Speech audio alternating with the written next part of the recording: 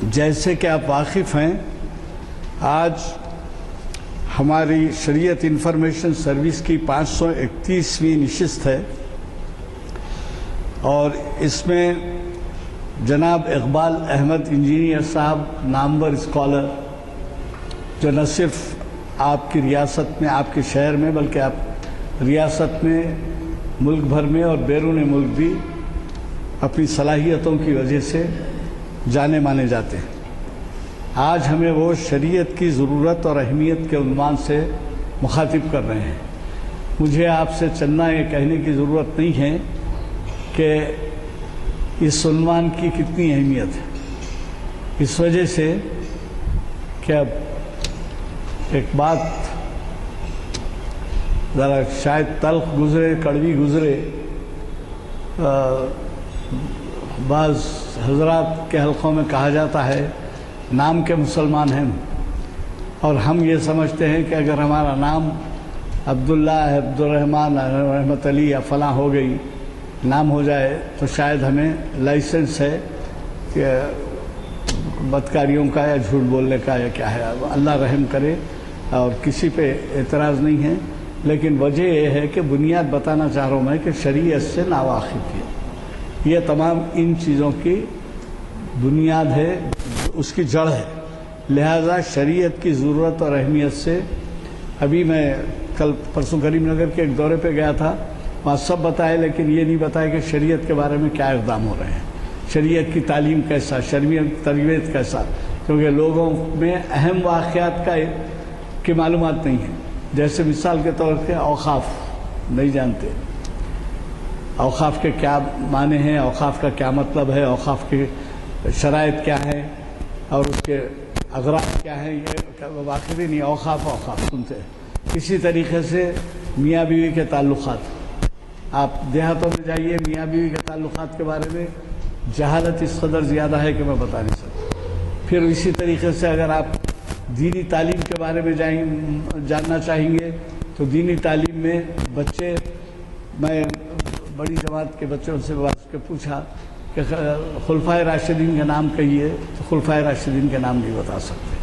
تو اب یہ جو ہے شریعت کی اہمیت جو ہے کتنی ہے، ہمیں بنیادی طور پہ واقفیت کی ضرورت ہے، اور ہمارے آج کے مقرر صاحب نے اسی عنوان کا انتخاب کیا ہے جو ہمارے لیے بہت ہی اہمیت کا باعث ہے۔ اس سے نہ صرف ہم سیکھیں گے بلکہ ہم ہمارے اطراف کے ماحول میں مدد کر سکیں گے۔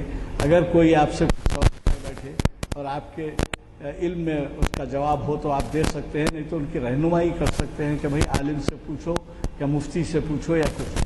بہرحال بہت اہم عنوان ہے، اور آج 24 مارچ 2014 بروز پیر بعد نماز عصر 22 جمادی الاول 1435 ہجری ہمارے مسجد عالیہ کنفاؤنڈری کے کانفرنس ہال میں حسب معمول منعقد ہو رہا ہے۔ ہمارے جو بھی مقررین آتے ہیں یہ ان کے والہانہ خدمات ہیں، یہ چندہ بتانے کی ضرورت نہیں ہے، لیکن اب یہ دیکھیے کہ ان والہانہ خدمات سے کتنے لوگ مستفید ہوتے ہیں۔ اس کے لیے آپ ہم سب مل کر کوشش کریں، آپ ہم سب مل کر سفیر بن جائیں گے، اور ایسے محافل کے میں شرکت کے لیے جو ہے، خصوصاً میں آپ سے کہوں گا بچوں کے لیے گرمی کی چھٹیاں آتی ہیں، یہ مارچ اپریل کے ایگزامز ختم ہونے کے بعد سے وہ بچوں کو جو ہے ذرا زیادہ دلچسپی ہوتی ہے کرکٹ میچز سے، کھیلوں سے، ٹی وی سے، اور اگر آپ ان کو اس طرف راغب نہ کریں، ان کو ساتھ نہ لائیں، ان کی رہنمائی نہ کریں، تو پھر اللہ بہتر جانتا ہے کہ یہ ذمہ داریوں کے بارے میں ہمارے سے کیا پوچھو گی۔ تو میں آج کے مقرر صاحب سے گزارش کرنے سے پہلے ایک آپ کی توجہ چہارشنبے کے دن کے عنوان کی طرف، اقبال اور ابن خلدون۔ یہ پروفیسر خواجہ ناصر الدین بھی جو ہے غیر معمولی صلاحیتوں کے حامل ہیں، اقبال کے شیدائی ہیں، اقبال کے اسکالر ہیں۔ یہ محفل اقبال شناسی کی 752ویں لیکچر کو مخاطب کر رہے ہیں چہارشنبے کے دن بعد اثر اسی مقام پہ، اور میں زیادہ تر آج کے ہمارے مقرر صاحب کے بارے میں نہیں کہنا چاہوں گا، آپ خود اندازہ لگائیں گے کہ وہ کس قدر تیاری سے ہمیں مخاطب کرتے ہیں۔ بہرحال اس سے استفادہ کریں گے. مجھے قوی توقع ہے کہ ان کے مشوروں پر عمل کریں گے. میں آج کے مخرج صاحب سے گزارش کروں گا کہ وہ شہنشین پر تشریف لائیں اور ہمیں مخاطب کریں. ربی اشرح لی صدری ویسر لی امری واحلل عقدۃ من لسانی یفقہوا قولی. محترم غلام یزدانی صاحب اور حاضرین محفل، اتفاق یہ ہے کہ عنوان میں نے دیا تھا، اس کے بعد ہی تفہیم شریعت کی کانفرنس بھی ہوئی ابھی مسلم پرسنل لا کی 2 روزہ ورکشاپ میں. اس میں بھی ایک پیپر تھا یونیفارم سول کوڈ کا. یونیفارم سول کوڈ کے پیپر کو بھی میں نے پیش کیا وہاں پر، اور اس کی وجوہات اور اس کے پیچھے کیا مکتب فکر کام کر رہا ہے، یہ بات بھی پیش کی گئی. اور شریعت کا کئی موضوعات وہاں پر زیر بحث رہے، جس میں نکاح، طلاق، فسخ نکاح، وراثت اور وصیت، متبنہ کے مسائل، لے پالک کے، اوقاف کے مسائل جیسے کہ آپ نے کہا، یعنی مسلم پرسنل لا، اس کے تعلق سے بات ہوئی تھی. یہ جو موضوع میں نے لیا تھا یہ شریعت کے عنوان سے ہے، اور اس کو میں نے سورہ آل عمران کی آیت نمبر 18، 19، 20، 21، 22 اس کے تحت گفتگو کروں اس لیے اس کو لیا تھا. تب شروع کی 2 آیتیں پڑھ دیتا ہوں تاکہ ہمارے ذہن میں بات رہے کہ شریعت کا کیا موضوع آگے چلنے والا ہے. اعوذ باللہ من الشیطان الرجیم، بسم اللہ الرحمن الرحیم. شہد اللہ انہ لا الہ الا ہو والملائکۃ واولی العلم قائما بالقسط لا الہ الا هو العزیز الحکیم. ان الدین عند اللہ الاسلام وما اختلف الذین اوتوا الکتاب الا من بعد ما جاءهم العلم بغیا بینہم ومن یکفر بآیات اللہ فإن اللہ سریع الحساب. فإن حاجوک فقل اسلمت وجهي لله ومن اتبعني وقل الذين اوتوا الكتاب والأميين أأسلمتم فإن اسلموا فقد اهتدوا وإن تولوا فإنما عليك البلاغ والله بصير بالعباد. یہ 3 آیتیں ہیں. یہ 3 آیتیں دراصل مفہوم کے تحت ہیں. شریعت تو اصطلاح ہے، مذاہب کی اصطلاح ہے، مگر کیا فطرت انسان کا قانون کیا ہے، فطرت انسان میں کیا بات رکھی گئی. اگر آپ ابتدا سے دیکھیں تو اسلام اکیلا نہیں پیدا کیا گیا، اور انسان اکیلا پیدا نہیں کیا گیا. انسان اپنے ساتھ زوج کے ساتھ پیدا کیا گیا، یعنی آدم علیہ السلام کے بنانے کے بعد حوا علیہ السلام کو بھی بنایا گیا. ایک رشتہ جوڑ دیا گیا، ایک تصور دیا گیا.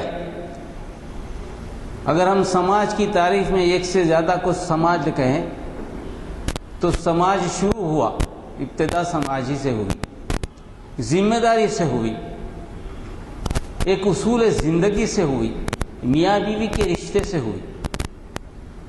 فطری طور پر یہ ہے کہ ایک ذمہ داری ہے، ایک احساس ہے، ایک اصول ہے، ایک قانون موجود ہے. ایک میاں ہو تو ایک بیوی، میاں کے حقوق الگ، بیوی کے حقوق الگ، اور ان کے سامنے دنیا کے وسائل و ذرائع کو معلوم کرنا اور خانہ بدوشی کی زندگی گزرے. جہاں جہاں ان کو کچھ مل جائے رہنے کے لیے وہاں بسیرا ڈالیں اور وہاں لے لیں. جب تک ملا اس کے بعد پھر جہاں مل سکتا ہو موسم کے اعتبار سے پھر اس کو تلاش کریں. یہ خانہ بدوشی کی زندگی میں تعداد بڑھتی رہی، قبیلے بنے، قبیلے جب بنے تو لازمی تھا کہ قبیلے میں بھی کوئی قانون ہو. جب 2 سے 4 ہو جائیں، 4 سے 8 ہو جائیں، 8 سے 16 ہو جائیں، اگر تعداد بڑھتی رہے تو ایک آدمی کو چن لیا جانا یہ بھی فطرت میں.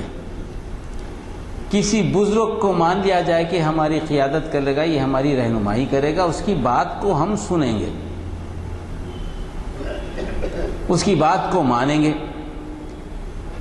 اس طرح سے ایک قانون، ایک اصول بنتے چلے گئے. یعنی طریقے زندگی کیسی ہو، زندگی کیسی گزاری جائے، اس کے اصول کیا ہیں، وہ آدمی سے پوچھتے اور کرتے. اگر کسی قسم کا نزاع ہو جاتا، اختلاف ہوتا، جھگڑا ہوتا تو اس کے پاس جاتے، دوڑے دوڑے جاتے کہ باتیں بھائی میں یہ کہہ رہا ہوں، وہ یہ کہہ رہا ہے، اس بات کا جھگڑا ہے. اس کو بڑا مان کر کہتے کہ آپ جو فیصلہ کریں گے ہم دونوں اس پر مطمئن ہو جائیں گے. تو اس طرح سے اگر آپ دیکھیں انسانی تاریخ میں ہمیشہ ایسا ہی ہوتا کہ قبیلے بنتے گئے، قبیلے کے سردار چنے گئے، قبیلے کے سردار کا حکم چلتا گیا. جب یہ قبیلے بڑھتے گئے، تعداد بڑھتی گئی، اب ایک جگہ اگر میسر آ جائے، غذا میسر آ جائے، رہنے کے مسکن بن سکیں، تو وہاں جب یہ جمع ہوئے تو وہاں جب جمع ہوئے اس اطراف میں پانی ملنے کی جگہ پر، زراعت کی جگہ پر جب جمع ہونے لگے مختلف خانہ بدوش، تو مختلف قبیلوں کے سردار کے قانون کے ساتھ جمع ہونے لگے. جب جمع ہونے لگے تو اس آبادی کو کہا گیا کہ اب یہ شہر بن رہا ہے، اربنائزیشن ہو رہا ہے، خانہ بدوشی کی زندگی چھوڑ کر مستقل طریقے پر ایک جگہ قائم ہونے لگی. مختلف قبیلوں کے قانون کو ایک جگہ جمع ہو کر کوئی نہ کوئی راہ ڈھونڈنی پڑی کہ اب یہ قانون ہمارے مختلف عقائد ہوں، مختلف قبیلے کے قانون ہوں، مختلف سماج ہو، مختلف طریقے کی زندگی بسر کرنی ہو. تو وہاں پر ایک شہری، ایک قوم کا وجود آیا، اور وہاں یہ بات طے کی گئی کہ اب وہ تمام قانون کی حفاظت کرتے ہوئے سب پر ایک قانون بنے، مشترکہ کوئی قانون بنے. وہ مشترکہ قانون پر سب راضی ہوں، سب لوگ اس پر متفق ہو جائیں، اس کو کام کریں. ایسی قوم کی تشکیل عمل میں آئی جہاں مختلف سردار نظر آئے. اسی لیے قوم عاد، قوم ثبوت کو آپ جب دیکھیں گے تو مختلف سرداروں کی بات ہوگی. جب ہود علیہ السلام پر انبیاء نبی بنا کر بھیجے، اس معاشرے میں، ایک قبیلے میں مشہور تھے، قبیلہ مشہور تھا، اچھا عزت والا قبیلہ تھا، تو اس میں کئی قبیلے، کئی سردار موجود تھے. قوموں کے، دوسرے قوموں کے سردار نے ان کی مخالفت کی. اب یہاں پر جب سب لوگ قائم ہو گئے تو وہاں شریعت کا نفاذ ہوا. شریعت یعنی اللہ کے احکامات، اللہ کے احکامات سب قبیلوں کو ساتھ لے کر انسان کے درمیان محبت ہو، ایسا کام ہو جس میں امن ہو. وہاں سب سے بنیادی قدر مشترک کیا ہے؟ اب ہم سب اللہ کے بندے ہیں، اللہ واحد کو مانتے ہیں، اس سے اختلاف نہیں کرتے. اور اسی لیے اس آیت میں کہا شہید اللہ انہ لا الہ الا. اب گواہی دی جا رہی ہے، لوگوں سے مخاطب کیا گیا. شریعت کے بھیجنے سے پہلے لوگوں کو مخاطب کیا جا رہا ہے کہ تو اللہ گواہی دیتا ہے کہ اللہ ایک ہے. اب گواہی دینے کی نوبت کیوں آئی؟ سوال یہ ہے. کوئی جھگڑا ہو تو گواہی دینا، جھگڑا نہیں تو گواہی کیوں دی جائے؟ اختلاف ہو تو گواہی دی جائے گی، ورنہ گواہی کا کیا مصرف، کیا بنیاد ہے گواہی کی؟ اور جب یہ معلوم ہو جائے گواہی ایسی ہو جس پہ سب متفق ہوں تو وہ گواہی چلے گی نا. یہ گواہی اس شخص کی چلے گی یا اس عالم کی چلے گی جو جانتا ہو اس واقعے کو، اختلافات کو جانتا ہو. گواہی کس کی لیں گے ہم؟ ہر معاملے میں کسی چیز پہ گواہی لیں گے تو ہم یہ سمجھ کر لیں گے کہ اس واقعے کے تعلق سے اس کو علم ہے، یہ جانتا ہے. کسی کا قتل ہوتے ہوئے دیکھا ہے تو قتل ہوتے ہوئے چونکہ انہوں نے آنکھوں سے دیکھا ہے اس لیے گواہی اس کی قابل قبول ہے. کوئی واقعہ وقوع پذیر ہو جائے تو اس واقعے سے، واقعے کے وقت ہی تھا، ہوتا ہوا دیکھا، اس کی گواہی دی جائے گی. اب جب مذاہب کے اعتبار سے اللہ کے ساتھ جب جھگڑا ہو رہا ہے، اللہ سے اللہ کی ذات کو ایک کے علاوہ کوئی دوسرا بتایا جا رہا ہے، یعنی خالق کے معاملے میں اگر جھگڑا ہو رہا ہو تو گواہی کون دے؟ خالق کو جاننے والا ہی دے۔ جھگڑا کیا ہے؟ خالق ایک ہے یا اس کے ذات میں شریک ہے یا کوئی ایسی چیز، تو اسی خالق کا جو سب جس پر متفق ہوں اللہ ہے واحد پر، اس کی گواہی دی جا رہی ہے، اور گواہی دینے والا اللہ ہے، اللہ سے بڑا کوئی گواہ نہیں ہوتا۔ ابھی مزید کسی کی ضرورت نہیں کہ وہی گواہی دے رہا ہے کہ میں ایک ہوں، اس کے علاوہ کوئی نہیں۔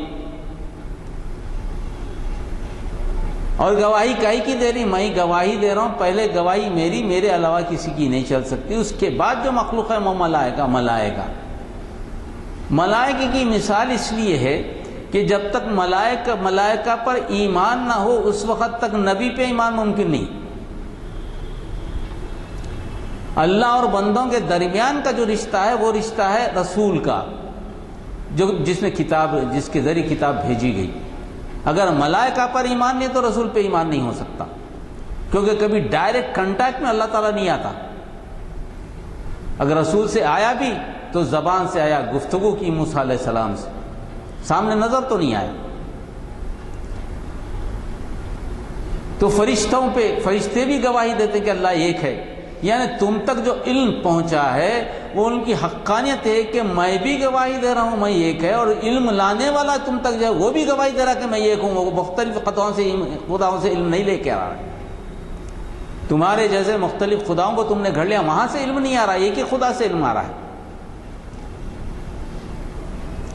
اور تیسری چیز یہ ہے وَأُولِي الْعِلْمِ قَائِمًا بِالْقِسْطِ، اور جنہیں علم دیا گیا ہے، تمہارے درمیان جو علم جو دیا گیا ہے، علم کی ابتدا ہوتی ہے انبیاء سے، جو نبی سے، جو جانتا ہے اللہ کے ذریعے جو علم آیا ہے، وہ علم والا بھی جانتا ہے کہ میں ایک ہی ہوں۔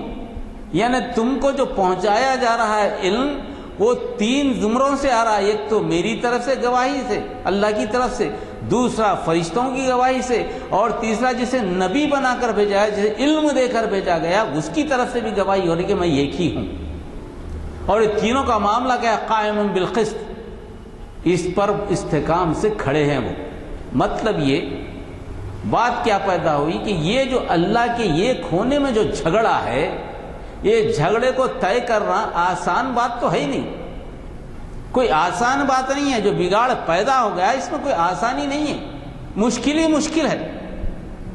یہ اسی وقت ممکن ہے جب اس بنیاد پر آپ پائیداری سے، استقامت سے کھڑے رہیں، چاہے کچھ ہو جائے، تبھی جا کے بات بنے گی۔ یعنی جو علم تمہارے پاس آیا ہے، جس کو بعد میں ہم اس کو شریعت کا نام دیں گے علم کو، مگر پہلے یہ کہ اللہ کا حق تو ادا ہو جائے، اس کے بعد بھی بندوں کے حق کی بات کریں گے۔ اللہ کا حق ہے کہ اللہ ایک ہے، پھر اللہ کی تعلیم تو بندوں کے لیے ہے، وہاں بندوں کی جب تعلیم آئے گی تو شریعت آئے گی۔ تو شریعت کے 2 مفہوم پیدا ہوئے، ایک تو یہ کہ اللہ کا حق ادا ہو، دوسرا یہ کہ بندوں کے حقوق ادا ہو، اور اس پر ٹکے رہیں۔ یہ آسان کام نہیں ہے۔ اب یہ بات پیدا ہوئی، اور اس میں جو مشکلات آئیں گے وہ مشکلات کا نتیجہ بھی بتا دیا گیا کہ لا الہ الا هو العزیز الحکیم، یہ مشکلات کا حل کرنے والا بھی عزیز ہے، زبردست اور حکمت والا ہے۔ اس میں عزیز اور حکمت میں 2 باتیں ہیں۔ بظاہر وہ تم جو کام کر رہے ہو اس میں وہ سامنے والا طاقتور نظر آتا ہو، بہت قوت والا ہو، وسائل ذرائع رکھنے والا ہو، عددی اعتبار سے تم کمزور ہو، سامان کے اعتبار سے تم کمزور ہو سکتے ہو، مگر تمہارا جو ساتھ دینے والا خدا ہے وہ عزیز ہے، اس سے بھی برتر ہے، اس سے بااختیار ہے۔ وہ زمانے کے وسائل سے بہت بااختیار تمہیں نظر آتے ہوں گے، مگر اللہ تو یہ کہ زمانے اور آخرت دونوں اختیار والا ہے، ہر چیز پر قدرت رکھنے والا، بڑا زبردست ہے وہ۔ یعنی تمہارا معاون و مددگار جو ہوگا وہ ان لوگوں سے زبردست ہے، تو تمہیں گھبرانے کی ضرورت نہیں ہے۔ بات یہ ہے کہ حکیم ہے اللہ، اس میں حکم یہ ہے کہ جو بات تم تک پہنچائی جا رہی ہے، علم تو آ گیا تمہارے پاس، مگر علم کے پہنچانے میں اگر حکمت نہ ہو، جو بات جب کہی جانے والی ہے جب نہ کہیں، غیر ضروری طور پر بات کہہ دیں جس کی ضرورت نہیں ہے، اور جتنی بات کہنا ہے اس سے زیادہ بات کہہ دیں، یہ حکمت نہیں ہے۔ آدمی نفسیات کو سمجھ کر گفتگو کرے، ماحول کو سمجھ کر گفتگو کرے، حکمت و دانائی سے گفتگو کرے، یہ اللہ کی فطرت ہے۔ اللہ اگر چاہتا تو سامنے جو برائی کرے سب کو ہلاک کر دیتا، کوئی ضرورت ہی نہیں تھی یہ کلام بھیجنے کی۔ سب کچھ تو اللہ کا ہی کھاتے ہیں، اللہ ہی کی زندگی جیتے ہیں، اللہ ہی کی روح سے زندہ رہتے ہیں، اللہ کے وسائل و ذرائع سے اپنی ضروریات کی تکمیل کرتے ہیں۔ کون سا ایسا لمحہ ہے جو اللہ کے حکم سے باہر ہے، اللہ کے اقتدار سے باہر ہیں؟ یہ مکمل اختیار والے کب ہوئے؟ یہ سارے چیزیں ہر لمحے میں اللہ کی محتاج ہیں یہ۔ اس کے باوجود جب اللہ انہیں معاف کر دیتا ہے، ان کو سیدھا کرنے کے لیے پیغام بھیج رہا ہے، تو جن کے ذریعے پیغام بھیج رہا ہے ان میں بھی اللہ کی صفات کا کچھ نہ کچھ فیصد تو پیدا ہونا چاہیے نا، حکمت تو پیدا ہونا چاہیے۔ اگر حکمت پیدا نہیں ہو رہی ہے تو پھر آگے جو شریعت آ رہی ہے تم کو، آگے جو دیا جا رہا ہے تم کو احکام کہ تمہیں یہ کرنا ہے، تمہارے تعلقات انفرادی طور پر تمہیں یہ کرنا ہے، عائلی طور پر تمہیں یہ کرنا ہے، اجتماعی طور پر تمہیں یہ کرنا ہے، قومی سطح پر تمہیں یہ کرنا ہے، بین الاقوامی سطح پر تمہیں یہ کرنا ہے، یہ احکامات جو آئیں گے یہ تو بڑے حکمت والے احکامات ہیں، ان میں تو بڑا ہی دل گردہ چاہیے۔ اسی لیے کہا گیا قائمًا بالقسط، قائمًا بالقسط، یعنی مستقل طور پر جمے رہیں، دنیا کی مشکلات میں پریشان نہ ہو، ہر مشکل کو جھیلنے کی صلاحیت ہو، ہر چیز کے معاملے میں اللہ کے اختیار کو اختیار خود سمجھیں، اپنی کوششوں کو ہمیشہ کمزور سمجھیں، اللہ کی مدد کے طالب رہیں۔ یہ وہ کیفیت ہے جس کیفیت سے اللہ کے حقوق بھی عطا ہوتے ہیں، بندوں کے حقوق بھی ادا کیے جا سکتے ہیں۔ یہی نبی کی فطرت ہے جو علم والے ہیں، اور نبی نے جن کو تعلیم دی ہے یہی تربیت یہی اخلاق پیدا کی ہے۔ یہ بنیادی طور پر شریعت کا وہ حصہ ہے جو حقوق اللہ کہا جاتا ہے، اللہ کے حق کہا جاتا ہے۔ اب اس کے بعد آئی کہ جب اللہ کے حق کی بات ہو گئی، اللہ کے تعلق سے آپ متعین کر دیا اس کا حق، اب بات یہ کہہ رہی آ جاؤ ان الدین عند اللہ الاسلام، جب جو حکم تمہیں دیا جا رہا ہے وہ کیا حکم ہے، بنیاد کیا ہے اس کی؟ اللہ کے بعد جو پسندیدہ طریقے زندگی ہے وہ ہے اسلام۔ یہاں اسلام کا مطلب مطیع و فرما بردار ہو جانا۔ شریعت کا دوسرا پہلو کیا ہے؟ حقوق العباد، یعنی وہ اللہ کے بندوں کے حق کو ادا کرنا۔ سب سے پہلے بندوں کے حق میں بندے کا سب سے بڑا حق ہے کہ اللہ کے حق کو ادا کرے، اللہ کے حق کو جان لے۔ اس کے بعد اپنی انفرادی حق کو جانے کی وہ کیا ذمہ داری ہے اس کی۔ اب انفرادی حق میں کیا ہے؟ وہ زندگی کیسی گزارے۔ انفرادی طور پر شادی ہو گئی تو شوہر کی صورت میں، خاندان کا فرض ہو خاندان کی شکل میں، اور جہاں جہاں یہ جائے گا، جس حیثیت میں جائے گا، وہاں کی ذمہ داری کو یہ جان لے۔ شریعت کا مفہوم پرسنل لا تک محدود نہیں ہے۔ شریعت کا پرسنل لا ایک شریعت کا ایک حصہ ہے۔ شریعت کی مراد صرف نکاح کے مسائل نہیں ہے، شریعت کے طلاق کے قانون نہیں ہے، فسخ نکاح نہیں ہے، وراثت اور وصیت کے تئیں ہے۔ یہ جو ہے نا شریعت کا ایک حصہ ہے، یہ پرسنل لا ایک حصہ ہے، مگر شریعت کا مکمل حصہ یہ ہے اس کی تمام زندگی مطیع و فرما بردار ہو، یعنی ہر معاملے میں وہ اللہ کے حکم کو مانے۔ ایک قانون ہو، ایک نظام حیات ہو، مکمل نظام حیات ہو۔ معاشرہ ایک ایسا بنے کہ اس معاشرے کو دیکھ کر لوگوں کو یاد آ جائے یہ ہیں اللہ کے بندے، یہ اللہ چاہتا ہے۔ ان کی بول چال میں، ان کے رہن سہن میں، ان کے اخلاق و کردار میں، ان کے معاملات میں ایسا محسوس ہو کہ نمونے زندگی رسول کی پیش کرتے۔ ایک الگ تھلگ نہیں ہے، وہ الگ تھلگ قوم نہیں ہے، ایک الگ قوم کا ثبوت نہیں ہے۔ شریعت تو آئی ہے تمام انسانوں کے لیے، مسلمان نمونے زندگی بن کر آیا ہے۔ شریعت کسی خاص جغرافیکل حد تک نہیں ہے، شریعت عرب کے لیے نہیں ہے، شریعت عجم کے لیے نہیں ہے، یہ تو ساری انسانیت کے لیے آئی شریعت ہے۔ یہ قانون جو آیا سارے انسانوں کے لیے آیا ہے، نبی سارے انسانوں کے لیے بنا کر بھیجے گئے ہیں، اللہ سارے انسانوں کا ہے۔ شریعت تو ایسا نمونہ ہونا چاہیے کہ اس سے سارے انسانوں کو مخاطب کرے۔ ملکی قانون کیا ہو وہ شریعت سے معلوم ہو،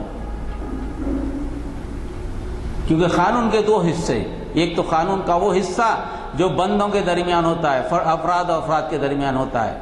مذہب کو اگر لے لیں تو پرسنل لا ہو جاتا ہے، مسلم پرسنل لا، ہندو پرسنل لا، کرسچن پرسنل لا، یا کوئی بھی مذہب آ جائے اس کا پرسنل لا مذہب کے اعتبار سے۔ جہاں معاملہ بندوں کا اور اقتدار کا آتا ہے، یعنی شہریوں کا اور ملک کا آتا ہے، وہ ہوتا ہے پبلک لا۔ بڑی بدقسمتی ہے ہماری کہ ہم جو ہے اسلامی ملکوں میں بھی یہ دو قانون کو جدا جدا دیکھتے ہیں، جبکہ اس کا حکم نہیں ہے۔ خلافت میں کبھی دو قانون تو جدا نہیں تھے، معاملات تو وہ اسلامی قانون تھا، پورا اسلامی قانون تھا۔ اب یہاں پر ایک ہمارے پاس مسلم پرسنل لا ہے جس کے تحفظ میں ہم سرگرداں ہیں اور سارا اسلام اسی میں سمجھتے ہیں، اور ایک پبلک قانون ہے، یہ وہ قانون جو کسی دستور کے ذریعے ہم پر لاد دیا گیا ہے، ہم اس کو فالو کرتے ہیں، ٹھیک ہے، ہم اقلیت میں فالو کرتے ہیں، وہ قانون کے تحت مقدمے چلتے ہیں۔ یہاں جھگڑا یہ ہو جاتا ہے کہ پرسنل لا کا تحفظ کریں یا قانون کا کریں۔ اب یہاں پر ڈیفینیشن بڑی مشکل ہو جاتی ہے، جہاں پبلک انوالو ہوتا تھی پرسنل نہیں جیتا، پبلک کا قانون چلتا ہے۔ اب اسی جھگڑے میں قوم گزر جاتی ہے، اور شریعت یہ نہیں ہے۔ شریعت تو یہ کہتی ہے جو قانون انسانوں کے لیے اللہ نے دیا ہے تو پبلک کے لیے بھی اللہ نے دیا ہے، تعزیراتی قانون بھی اس میں موجود ہیں۔ ملک کے قانون دوسرے ملک سے کیسے ہوں، کیسے تعلقات ہوں، وہ بھی موجود ہے۔ جنگ کے قانون بھی موجود ہیں۔ کون سا ایسا عمل ہے جو دنیا میں ہوگا اور اس کے قانون اور جواز قرآن میں موجود نہ ہوں، نبی کریم صلی اللہ علیہ وسلم نے دیں؟ یہ کانسیپٹ ہے دراصل شریعت کا، اور بات بڑی سمجھ میں آ جاتی۔ اب آپ دیکھیں ہندوستان میں رہتے ہیں، آپ ہندوستان میں کیسے زندگی گزاریں، طریقے زندگی کیسے ہو؟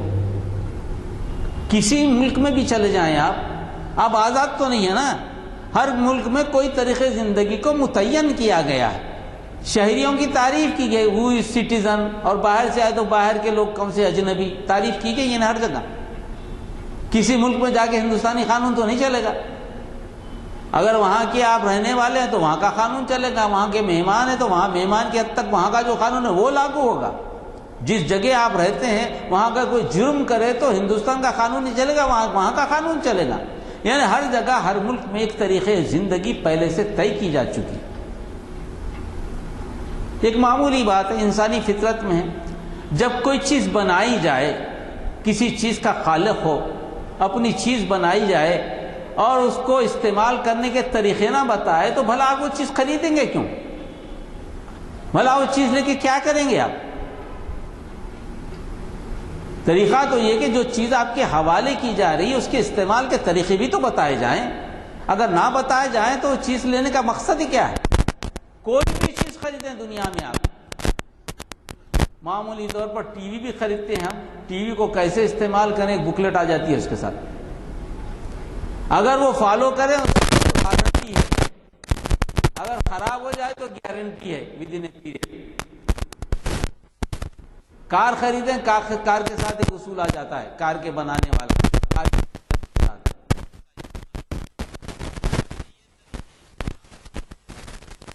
اب یہاں یہ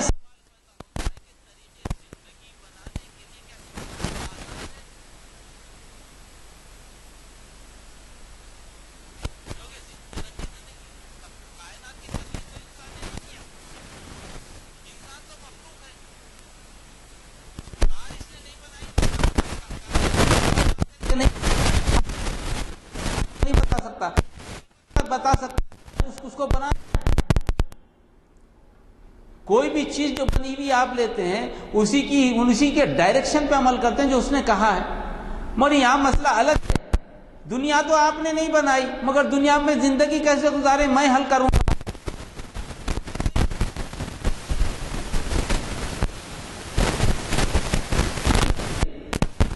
پوچھا جائے تو لوگ پوچھتے ہیں کہ نہیں ہمیں حق ہے. کیسے حق ہے؟ کس طرح سے حق ہے؟ اصل جھگڑا یہاں پر یہ ہو جاتا ہے. شریعت کا جھگڑا کیا ہے؟ اسلامی شریعت کا جھگڑا تو یہی ہے نا. شریعت کہتی ہے کہ بھئی جو کائنات تمہارے حوالے کی گئی تم نے نہیں بنائی. یہ لوگ کہتے ہیں کہ ہم اس میں رہتے ہیں, ہم کرنا چاہتے ہیں. آپ کیسے کریں گے اس کو جبکہ کائنات کا علم ہی آپ چلو کریں. جب کرتے ہیں تو معاملہ کیا ہوتا ہے؟ بنانے کی نوعیت کیا ہوتی ہے؟ بنانے کیوں ہدایت دیتا ہے؟ وہ جس مدت ہو اس لیے ڈائریکشن ہوتے ہیں. اگر کار بنائی گئی سمجھے کہ 8 سال کے لیے چلے گی یا 1,00,000 کلومیٹر تک کے لیے چلے گی, کہا جاتا ہے 1,00,000 کلومیٹر چلانا ہے تو یہ ڈائریکشن پہ عمل کیجیے. جب اتنے کلومیٹر کے بعد اس کا فلانا چیز بدلیے, ڈالیے, ہوا کو چیک کیجیے, پانی کو چیک کیجیے.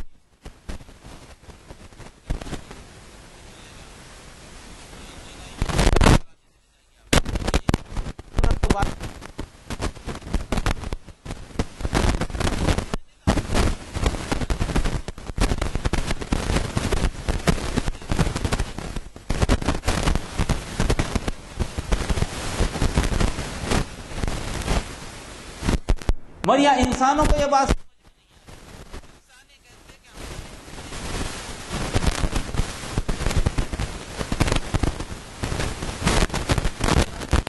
نہیں آتی ہے. نہیں, جھگڑا یہاں پر ہے. جب قانون گھر کے سامنے آ جاتا ہے ہر قوم کا بنیاد یہ ہوتی ہے کہ میں برتر ہوں, احساس برتری ہو, مجھے کنٹرول ہو, میرے مفادات کا تحفظ ہو, میں امیر ترین بن جاؤں. ہر قانون یہی, ہر قوم برتری چاہتی. یہ جھگڑا اسلامی شریعت یہ نہیں کہتی. اسلامی شریعت اسی بنیاد پر, انسان کی اسی فطرت کی بنیاد پر مخاطب ہوتی ہے. کہتی ہے کہ کائنات کے بنانے والے نے ابتدائی سے جب سے کائنات بنی اس نے حکم دیا کہ دیکھو میں تم کو دنیا میں بھیج رہا ہوں, کائنات کو میں نے بنایا ہے, میں تمہیں حکم دیتا ہوں جب جن احکامات کی تم پابندی کرو گے, دنیا کو جیسا کہنا ہے چلاؤ گے تو دنیا تمہارے لیے فائدہ مند ہوگی. دنیا میں بھی تم کامیاب رہو گے, آزمائش سے گزرنے کے بعد بھی تم کامیاب رہو گے. آدم کو بناتے وقت تو یہی بات کہی گئی نا, آزاد تم قانون بنا لو. یہ تو کبھی نہیں کہا قرآن نے. دنیا کی زندگی کو تم جیسے چاہے حل کرو, نہیں کہا قرآن نے. جیسا ایک ملک ہر شہری کو اجازت نہیں دیتا قانون بنانے کی, ہر ملک ایک پارلیمنٹ کو اجازت دیتا ہے قانون کے بنانے کی, امنڈمنٹ لانے کی, ہر شہری کو حق نہیں ہے. یہ بھلا کیسے ملکوں کو حق ہو گیا کہ اپنے قانون بنا سکیں, اپنی شریعت اپنے قانون کو نافذ کر سکیں, جبکہ خود ان کا عمل یہ ہے کہ ہر شہری کو حق نہیں ہے. تو اللہ نے یہ حق دیا. یہ دراصل ہے شریعت کی بنیاد. یہ ہے دراصل شریعت کی بنیاد, شریعت سمجھنے کی کہ شریعت کیا کہتی ہے کہ اللہ نے جو کائنات کو بنایا ہے, اللہ کے حکم سے آدم علیہ السلام سے لے کر نبی کریم صلی اللہ علیہ وسلم تک مسلسل ہدایتیں اللہ کی طرف سے آتے رہی, انبیاء بھیجے گئے. ہر نبی کے پاس شریعت تھی. وَلِكُلِّ أُمَّةٍ هُوَ مَوَلِّهَا, کوئی امت نہیں گزری جس کے لیے کوئی مولا بنا کے, کوئی طریقہ بنا کے نہیں بھیجا گیا. کوئی بستی کو اس وقت تک ہلاک نہیں کیا گیا جب تک کہ وہاں ڈرانے والا نہ بھیجا گیا ہو. یعنی دنیا کی ہر بستی میں, ہر قوم میں اللہ تعالیٰ نے اپنے نبی کو بھیجا اور ان کو شریعت دی. شریعت کا مطلب زندگی گزارنے کا طریقہ, جس میں 2 پہلو, ایک تو اللہ کی وحدانیت, دوسروں سے بندوں کے حقوق یہ دیے گئے. تو اس سے پتہ کیا چلتا ہے؟ اس سے پتہ یہ چلتا ہے ہمیشہ سے انسان کو اللہ کی شریعت کی ضرورت رہی, چاہے شریعت اللہ کی ہو یا قانون کی ہو. یعنی طریقے زندگی گزارنے کے لیے ہمیشہ سے ضرورت ہے. ہندوستان میں زندگی گزارنے کے لیے ہندوستانی قانون کی ضرورت ہے, امریکہ میں زندگی گزارنے کے امریکہ قانون کی ضرورت ہے. جس ملک میں جائیں اس کو وہاں کی طریقے زندگی کی ضرورت ہے, اور اسی کی اہمیت ہے اس جگہ پر. اس کے علاوہ دوسرا نہیں چلے گا. تو ہر جگہ قانون کی ضرورت ہے، قانون کے تحت معاشرہ چلتا ہے.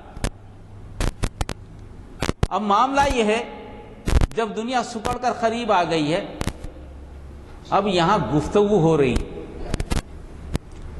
ہر شریعت چاہتی ہے کہ مسلط ہو جائے. شریعت کے نام سے نہیں آ رہی، تہذیب کے نام سے آ رہی. ہماری تہذیب اچھی ہے، ہم مسلط ہونا چاہتے ہیں. کیوں؟ وہ اس لیے کہ ہم ساری دنیا کے لیے قابل قبول ہیں. ہماری کامیابی آپ کے سامنے ہے. ہمارا معیار زندگی کسی کے معیار زندگی سے برتر ہے. ہماری سوچ و فکر انسانی حقوق کے لیے زیادہ معروف ہے، زیادہ چلتی ہے. ہم انسانوں کی فلاح و بہبودی کے لیے کام کرتے ہیں. ہمارے کنٹرول میں ساری کائنات ہے. ہمارے پاس اختیار ہے کہ دھماکے سے دنیا کو تباہ کر دیں. ہم قوت والے ہیں نا. جو ضرورت ہوتی ہے ایک بالاتر تہذیب کے لیے وہ پوری کی پوری ہمارے طرف موجود ہے. تو اسی کے نظام زندگی کو قبول کرنا، اسی کی شریعت کو قبول کرنا، اسی کی تہذیب کو قبول کرنا ہے. یہ نیا ورلڈ آرڈر ہے جو ہمارے سامنے ہے. یعنی عالم کی زندگی کو بدل کر ایک اچھے طریقے سے جو واقع، اس بات سے انکار تو نہیں کیا جا سکتا کہ انسان اگر سارے انسانوں کی خوشنودی، ان کی بھلائی کے لیے کام کرنا چاہتا ہو تو اس کا حق ہے، سارے لوگوں کو ساتھ دینا چاہیے. اس سے انکار تو نہیں کیا جا سکتا. جہاں تک دعویٰ ہے اس سے انکار نہیں کیا جا سکتا. دعوے کی بنیاد پہ بھی انکار نہیں کیا جاتا ہے. وہ سب کا بھلا چاہتا ہے، مگر وہ کیسے چاہتا ہے اس پر اعتراض ہے. تمہاری تہذیب اگر قابل قبول ہے تو پھر ہر معاملے میں قابل قبول ہونا چاہیے. ایک چیدہ چیز اخلاقی ایک پہلو پر قابل قبول ہونا چاہیے. اگر قابل قبول ہے تو اوکے، نہیں قابل قبول ہے جہاں سے جو اچھی چیز ہوتی ہے لینے کی کوشش کرو. اور پہلا مرتبہ تو اللہ کا ہے نا. اللہ کی توحید پہ تو مانو. اللہ یہ کہ مانتے ہو، بات تو کہاں سے شروع ہوگی؟ بات تو وہیں سے شروع ہوگی.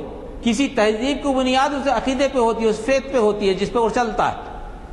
مذہب کی بنیاد تو یہ نہیں رہی نا آج. مذہب کی بنیاد تو یہ ہے، مذہب کی تعریف میں یہ ہے، عقیدہ تو جو چاہے آپ رکھ لیں، آپ کو اختیار ہے. آپ کبھی خدا کو مانیں ٹھیک ہے، نہ مانیں ٹھیک ہے.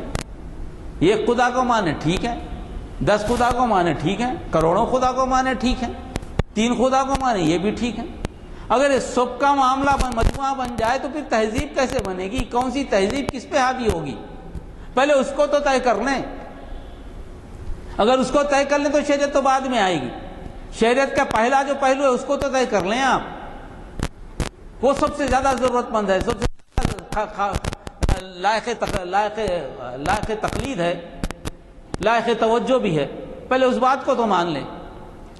اس بات کو مانیں تو ٹھیک ہے. مگر آپ یہ کہیں کہ اخلاق و کردار تو ہمارے لے لیں، مگر جہاں تک فیت کا معاملہ ہے وہ تمہارا پرسنل معاملہ ہے، یہ بات تو نہیں چلے گی. عمل کی بنیاد ہوتی ہے ایمان پر. عمل کی بنیاد ہوتا ہے یقین پر کہ میں کس پر ایمان لاتا ہوں. انسان کی فطرت میں کوئی آدمی اللہ پر ایمان رکھے اور بے ایمانی کے کام کرے، اللہ نے جو بتایا اس کے احکام کی خلاف ورزی، تو اللہ پر تو ایمان نہیں ہے. کوئی آدمی 3 خداؤں پر ایمان رکھے اور 3 خداؤں کی بات پر عمل نہ کرے، یہ تو نہیں ہو سکتا. کروڑوں خداؤں پر ایمان لے، ہر خدا کی پیروی کرے، پھر آ کر ایک تہذیب میں بڑھے، تو نہیں ہو سکتا. عمل ہوگا عقیدے کی بنیاد پر. جیسا سوچیں گے ویسے آپ کے اپنے ہاتھ پر حرکت کریں گے. سوچ ایک ہے، حرکت ایک طرح نہیں ہو سکتا. Impossible is not a psychology.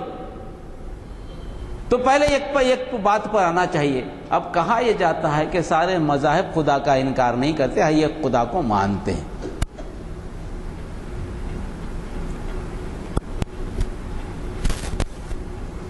دباؤ بڑھنے لگا.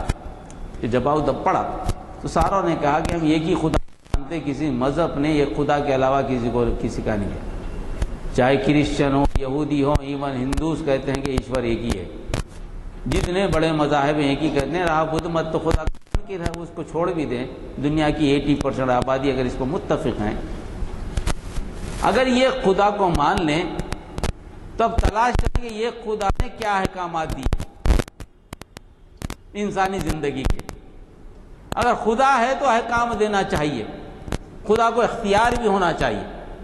خدا ہے اگر اس کو اختیار نہیں ہے تو وہ خدا نہیں ہو سکتا۔ آپ خدا کو مان لے کہیں کہ اختیار اس کا نہیں ہے پر قانون تو میں بناؤں گا، ایسا نہیں ہو سکتا۔ موت حیات کا وہی اختیار رکھتا ہے، تو حیات اور موت کے درمیان کی زندگی کو بھی وہی بتائے گا کہ کیسی زندگی گزارے، ورنہ موت کیوں دیتا ہے، پیدا کیوں کرتا ہے؟ سوال خود بخود اٹھ جاتا ہے۔ اگر موت و زندگی کے درمیان مدت حیات کو کوئی تعین نہ کرے تو پھر وہ خدا کا ہے گا؟ اس سوال کو تو تلاش کرنا پڑے گا۔ یہی سوال کے تعلق سے جب کہا جاتا ہے، اس کا جواب قرآن نے بڑا اچھا دیا۔ جب یہ کہا ان الدین عند اللہ الاسلام، اب اس کے بعد جو وما اختلف الذین اوتوا الکتاب الا من بعد ما جاءهم بغیا بینہم، علم آنے کے بعد علم کی تعریف یہاں پر یہ ہے جب تک کہ شریعت کے پہلا حصہ نہ ہو اس کے بعد دوسرے حصے کا علم نہیں، یعنی اللہ کو جان لے، خالق کو پہچان لے، تو شرط علم کی یہ ہے۔ دنیا کا سارا علم نہ ہو، علم آپ کے پاس ہو اور اللہ کی پہچان ہو تو علم میں شمار نہیں ہے، قطعی علم میں شمار نہیں ہے۔ آپ بڑے سے بڑے سائنٹسٹ بن جائے، دنیا کو سر کر لیں، سارے علوم حاصل کر لیں دنیا کے، اور اللہ کو نہ پہچان، اللہ کو ایک نہ مانے، تو پورا شرط کی اصطلاح میں علم نہیں ہے، علم نہیں ہے۔ آپ کو اللہ کا ہو، دنیا کا علم نہ بھی ہو تو وہ علم ہے۔ آپ یہ کہہ سکتے کہ دنیا کا علم مجھے کم ہے، میں کمزور ہوں، مگر علم کی تعریف میں آئے گا، وہ کہا جائے گا کہ ایک علم تو ہے، دوسرے علم میں ناقص ہے، یہ ایک علم مکمل ہے شریعت کے ایک حصے میں، دوسرے حصے میں یہ ناقص علم والا ہے، یہ بات ہوگی۔ تو یہ جھگڑا کاہے کا ہے؟ جھگڑا یہ ہے کہ یہ لوگوں کو جو کتاب دی گئی، ہر کتاب میں اس بات کو واضح طور پر بتا دیا گیا، قرآن میں ہی نہیں، ہم نے 1,24,000 جو پیغمبر بھیجے ان کو جو شریعت دے دی گئی، یہی اصول ہے جو قرآن میں ہے، کوئی دوسرا اصول ان میں نہیں تھا۔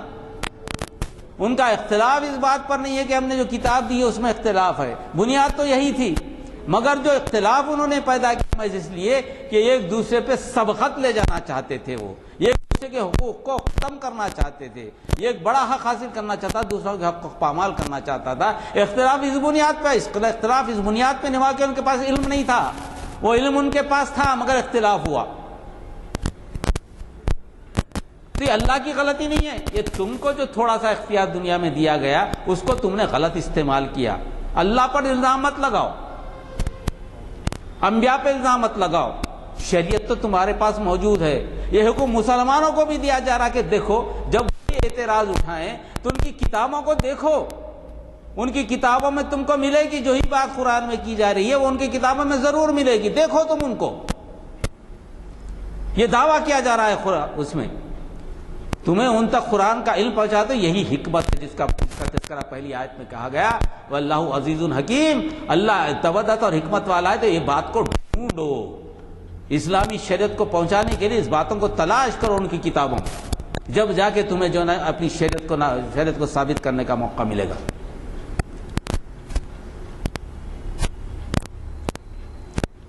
اور اگر کوئی میں یکفر بآیات اللہ فإن اللہ سریع الحساب، یکفر کا لفظ استعمال اگر کوئی انکار کر دے اس میں سے، ان میں سے، یعنی لازمی بات ہے کہ اس بات کے لیے تیار رہو جو ان کے درمیان علم والے ہیں، جو اس مذہب کے علماء ہیں، وہ تمہاری بات نہیں مانیں گے، کیونکہ ان کو تو اپنی اجارہ داری چاہیے، ان کے پاس علم ہے مگر نہیں مانیں گے، اس کے لیے بھی تیار ہو۔ تو اس کا مطلب یہ کہ تمہارا پیغام ان کے پاس بھی پہنچے، مگر زیادہ تر توجہ کے قابل وہ عوام ہیں جن کو یہ لوگ بہکا رہے ہیں، جو متلاشی ہیں حق کے، تمہاری شریعت کو پہچاننا چاہتے ہیں، شریعت کو ماننا چاہتے ہیں، خدا کی شریعت کو جاننا چاہتے ہیں، ان لوگوں تک یہ بات پہنچاؤ، اس شریعت کو پہنچاؤ۔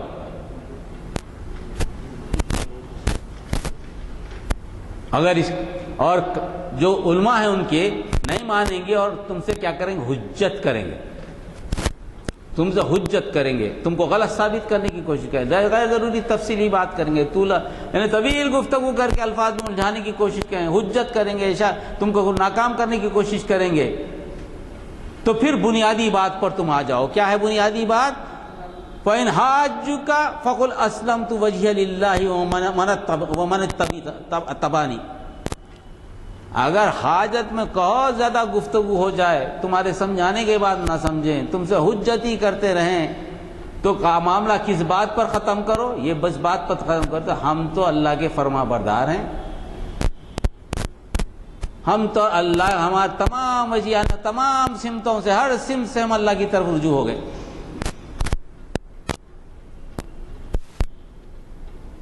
اور اسی اتباع کرتے ہوئے رجوع ہو گئے۔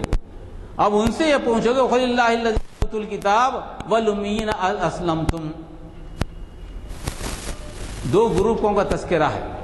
پھر ان لوگوں سے پوچھو جن کے پاس کتابیں ہیں، یعنی اہل علم ہیں، ان سے پوچھو، اور امیین سے پوچھو جن کو کتاب کا علم نہیں ہے، محض ان کے سیکاوے میں بھڑک رہے ہیں،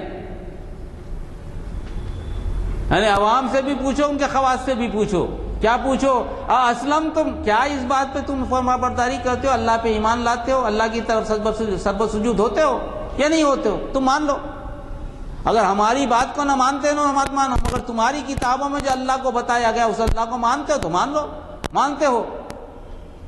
اگر اس بات کو مان لیں تو پھر گفتگو جاری رکھنا، فَإِنْ أَسْلَمُوا فَقَدْ اهْتَدُوا، اگر وہ مان لے تو ہدایت پا جائیں گے۔ سمجھو کہ ان میں پہلے ہے ایک عنصر ہے ماننے کا۔ وَإِنْ تَوَلَّوْا، اگر پلٹ جائیں، جیسے کہ ان کا خواص پلٹ جاتا ہے، فَإِنَّمَا عَلَيْكَ الْبَلَاغُ، تمہارا کام تو بات کا پہنچا دینا ہے، تم نے بات پہنچا دی، تمہارا کام ختم ہو گیا، ہدایت دینا تمہارا کام نہیں ہے، تمہارا کام تو حجت کی تکمیل تھی، تم نے کر دی۔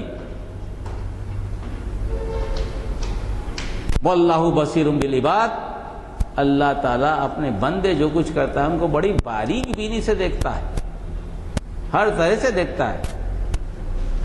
تم دل میں جو سوچتے ہو وہ بھی دیکھتا ہے، تم اکیلے میں کیا کرتے ہو وہ بھی دیکھتا ہے، تم الگ مل کے کیا سازشیں کرتے ہو یہ بھی دیکھتا ہے، کون اپنے پرخلوص دعوت دے رہا ہے وہ بھی دیکھتا ہے۔ ہر عمل کا حساب اللہ کے پاس ہے، ایسا نہیں کہ نہیں ہے۔ تو شریعت کے دو پہلو، یعنی اسلامک لا کا قائم کرنا، یہ دراصل مسلمانوں کی مقصد حیات ہے، اسلامی قانون کا مکمل طور پر قائم کرنا۔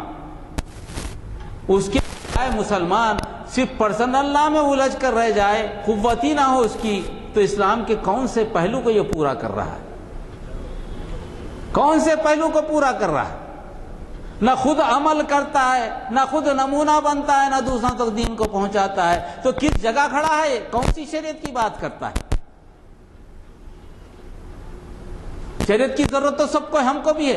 شریعت کی ضرورت اس لیے ہم کو ہے کہ ہم اس پر عمل کریں اور دوسروں تک پہنچائیں، ہماری ڈبل ذمہ داری ہے۔ تو شریعت مکمل طور پر انسان کے ہر پہلو کا قانون، اللہ کا قانون ان کے سامنے پیش کر سکے، تو ایک ایسا معاشرہ بنائے جو معلوم ہو کہ اللہ کے قانون کا چلتا پھرتا زندہ ثبوت دیتا ہوا صحابہ کی زندگی کا قرن ہے جو ہمارے درمیان گزر رہا ہے۔ اگر وہ معاشرہ بنائے تو یہ دراصل مقصد حیات ہوا، مگر ایسا معاشرہ بنائیں کہ ہر معاملے میں بھیک مانگتے نظر آئیں، لوگوں سے مجبور نظر آئیں، لوگوں کے سامنے شکایت کرتے ہوئے نظر آئیں ہر چیز کے رکھنے کے بعد، تو یہ تو مسلمانی نہیں ہوئی، یہ تو شریعت انسانی، شریعت اسلامی نہیں ہوئی، یہ خطائی شریعت نہیں ہے۔ شریعت میں آدمی ذمہ دار بلا بے خوف ہوتا ہے اور اپنی بات منوانے کے قابل ہوتا ہے، شریعت کی ذمہ داری، اور یہی ضرورت ہے آج، اسی کی اہمیت ہے آج۔ جب تک یہ بات پیدا نہ ہوگی اس وقت تک اسلام کے معنی ہمارے خود کے سمجھ میں نہ آئیں گے، دوسروں کو سمجھانا تو دوسری بات رہے۔ یہ ہے بات، شریعت کی بات۔ شریعت کو ہم یہ سمجھتے ہیں نماز روزہ حج زکوٰۃ بس ختم، شریعت ہو گئی۔ تہجد و تفکین کے مسئلے معلوم ہو، یہ شریعت ہو گئی۔ نماز کیسا ادا کرنا، نماز میں کتنے فرائض ہیں، کتنے سنتیں ادا ہوئی، وضو کرنا معلوم ہے، قرآن کا پڑھ لیا، بغیر سمجھے پڑھ لیا، ہو گئی، شریعت ادا کر دی۔ شریعت یہ نہیں ہے نا، شریعت یہ ہے کہ قانون کیا ہے آخر، کس پہ چل رہے ہو، ان کو کیا معاشرہ پیش کرو۔ رسول اکرم صلی اللہ علیہ وسلم، یہ تو بڑی آسان بات ہے، ہر آدمی مان لے گا۔ اگر اپنے حد تک ہی محدود رکھنا ہے شریعت کو، ہر آدمی مان لے گا یہ شریعت اسلامی نہیں ہے۔ تو وہ قانون جس کا شریعت کہا جاتا ہے زندگی کے ہر فیصلے پر، ہر عمل پر منتخب ہو اور اس سے مناسبت رکھتا ہو، وہ شریعت۔ اور ہماری آج کل زیادہ تک وہ دو صرف پرسنل لا تک محدود ہو کر رہی ہے۔ مسلم پرسنل لا بچ گیا، ختم ہو گئی بات۔ ارے جرم ہو گیا، چوری کرے ہاتھ کاٹنے کا قانون نہیں دے رہے ہم، قتل ہوگا زنا کر کے قتل کرنے کا قانون نہیں دے رہے ہم، عدل و انصاف کا کیا ہے، وراثت کا قانون ہم نہیں دے رہے ہیں، صدقات کا کیا قانون ہے ہم نہیں دے رہے ہیں، ڈاکوں کی کیا سزا ہے ہم نہیں دے سک رہے ہیں۔ ایک دو ممالک کے درمیان معاہدے ہوتے ہیں، معاہدے کی خلاف ورزی اس کو کچھ نہیں کر رہے ہم، بین الاقوامی انسانی حقوق کی نافرمانی، لاکھوں لوگوں کا قتل اور کچھ نہیں کر رہے ہم۔ پھر شریعت کون سی شریعت کی بات کر رہے ہیں؟ آخر اس ملک کو زندہ کرنا ہے، اس قوم کو زندہ کرنا ہے، شریعت اسلامی کی ضرورت سے واقف ہونا ہر فرد کی ذمہ داری ہے۔ کوئی یہ کہے کہ ہٹ نہیں سکتا، میرے کو نہیں معلوم، میں یہ نہیں کر سکتا۔ سوال ہر ملک میں قانون کو جاننا ضروری ہے۔ کل کو عدالت میں جا کے آپ یہ نہیں کہہ سکتے کہ میں ہندوستان کے اس قانون سے واقف نہیں تھا، میرے سے میں تو جرم ہو گیا، اس سے بچ نہیں سکتے آپ۔ ہائی کورٹ آپ کو معاف نہیں کر سکتی تو اللہ کا کورٹ کیسے معاف کرے گا؟ اس کو ذہن میں رکھیے۔ وآخر دعوانا الحمدللہ رب العالمین۔ السلام علیکم ورحمۃ اللہ وبرکاتہ۔ جس میں ہمارے لیے بہت ہی اہم معلومات فراہم ہوئے ہیں۔ ظاہر ہے کہ ایسے عالمانہ تقریر پر، ایسے عالمانہ خطاب پر میں کچھ تبصرہ نہیں کروں گا، صرف اتنا ہی کہوں گا کہ فاضل مقرر نے جو کچھ مشورے دیے ہیں ہم کو اس پر عمل کرنا چاہیے، ورنہ یہ بات ہوگی کہ فارسی میں ایک مقولہ ہے، نشستن و گفتن و برخاستن، تو ایسی بات نہ ہو واہ واہ واہ کیا اچھی تقریر تھی، واہ واہ واہ کیا اچھی باتیں بتائیں، اور پھر عمل میں صفر، یہ نہیں ہونا چاہیے۔ میں آپ پہ اعتراض بھی کر رہا ہوں، میرے لیے بھی یہ رہنمائی ہے، اس وجہ سے میں آپ سے ایک دل کی بات عرض کر رہا ہوں۔ چہارشنبے کے دن یعنی کل نہیں پرسوں ایک بہت ہی اہم عنوان سے اقبال شناسی کے ہمارے لیے پروفیسر ناصر الدین مخاطب کر رہے ہیں، جو رہتے ہیں، بہت بڑے اسکالر ہیں، اقبالیات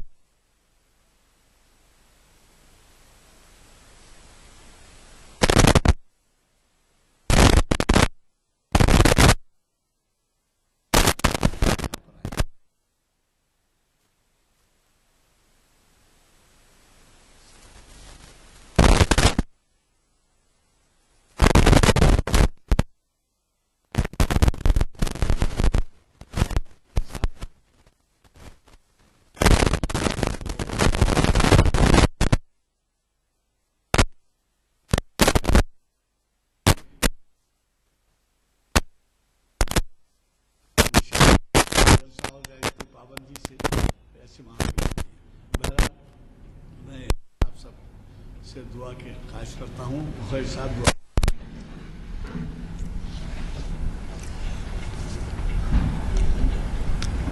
درود شریف پڑھ لیں۔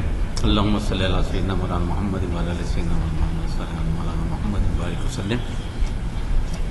ربنا لا تؤاخذنا ان نسینا واخطأنا ربنا ولا تحمل علينا اصرا كما حملته على الذين من قبلنا ربنا ولا تحملنا ما لا طاقة لنا به واعف عنا واغفر لنا وارحمنا انت مولانا فانصرنا على القوم الكافرين سبحان ربك رب العزة عما يصفون وسلام على المرسلين والحمد لله رب العالمين۔ السلام علیکم ورحمۃ اللہ وبرکاتہ۔